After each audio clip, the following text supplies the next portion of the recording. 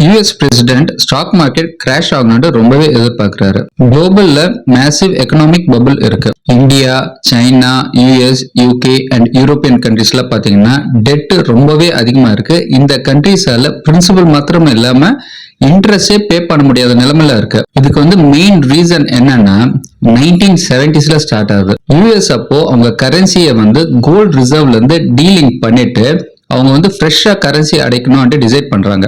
அந்த மாதிரி கரன்சி ஃப்ரெஷ்ஷா அடிக்கும் போது அவங்க இன்ஃப்ராஸ்ட்ரக்சர், growth, பிரிட்ஜ் இதெல்லாம் இன்வெஸ்ட் பண்றாங்க. இதனால பப்ளிக் கிட்ட நிறையவே பணம் சேருது. இந்த பணத்தை பப்ளிக் பேங்க்ல டெபாசிட் பண்றாங்க. பேங்க் இன்டர்ன் என்ன பண்றாங்க, யாருக்கு ஃபண்ட் வேணுமோ அவங்களுக்கு லெண்ட் பண்றாங்க. ஈவன் கவர்மெண்ட் கூட. கவர்மெண்ட்டுக்கு எப்படி லெண்ட் பண்ணுவாங்கன்னா, கவர்மெண்ட் பாண்ட்ஸை பை பண்ணிட்டு அவங்களுக்கு லெண்ட் பண்ணுவாங்க.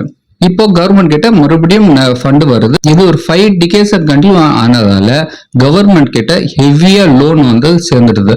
Not only US government, world wide இருக்க எல்லா கண்ட்ரிக்கும் லோன் அதிகமா ஆயிடுது. நியர்லி $300 trillion லோன் ஆயிடுது. குளோபலி ஜிடிபி பாத்தீங்கன்னா ஜஸ்ட் அபவ் $100 trillion.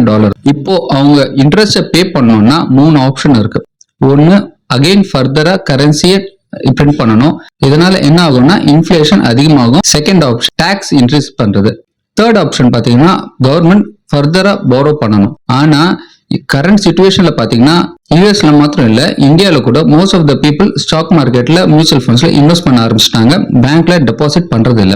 இதனால பேங்க்ஸ் கிட்ட பணமும் இல்ல. சென்ட்ரல் பேங்க் அவங்க ஃபண்ட்ஸை கோல்ட் அண்ட் சில்வர்ல ரிசர்வா வச்சுக்கலாம்னு தான் டிசைட் பண்ணிருக்காங்க, ரேதர் தென் கவர்மெண்ட்டுக்கு லெண்ட் பண்றதுக்கு. இதனால யூஎஸ் பிரசிடென்ட் என்ன டிசைட் பண்ணிருக்காருன்னா, எப்படியாவது ஸ்டாக் மார்க்கெட்ல பெரிய கிராஷ் கொண்டு வரணும்னு அவர் ஃபீல் பண்றாரு. இந்த மாதிரி வந்துச்சுன்னா பப்ளிக் மார்க்கெட்ல இன்வெஸ்ட் பண்றதை விட பேங்க்ல டெபாசிட் பண்ணுவாங்க. அந்த ஃபண்டை வச்சுட்டு மறுபடியும் கவர்மெண்ட் போரோ பண்ணலாம்னு நினைக்கிறாங்க.